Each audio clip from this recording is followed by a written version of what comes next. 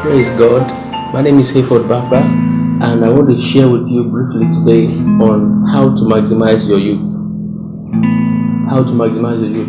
God's end time move, end time agenda is hinged on young people. Young people like you and I. The end time move of God is going to be brought about mainly by young people. What do I mean by young people? People within the ages of 15 and above. 15 to 30, 15 to 35.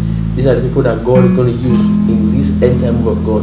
And that is why you see today a lot of young people are going through more challenges, more temptations, more attacks than ever in history of the church. Because the devil knows that his end is going to be brought about by young people.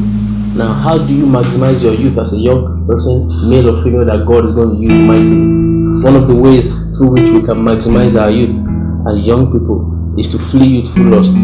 2 Timothy chapter 2 verse 22, Paul the apostle was admonishing his son Timothy, who was also a youth like you and I, and he said to him, flee youthful lusts.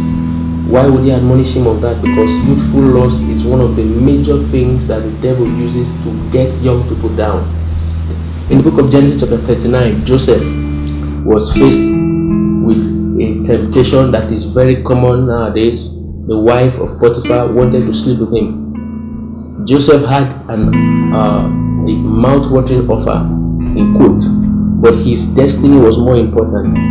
He was able to resist that temptation. He fled that temptation, and 3 years later, he became the prime minister.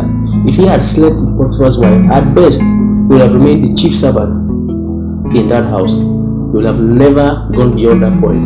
But because he remained steadfast, he remained focused, he became the prime minister, which made him superior to Potiphar, because he stood focused for what God had ordained him for.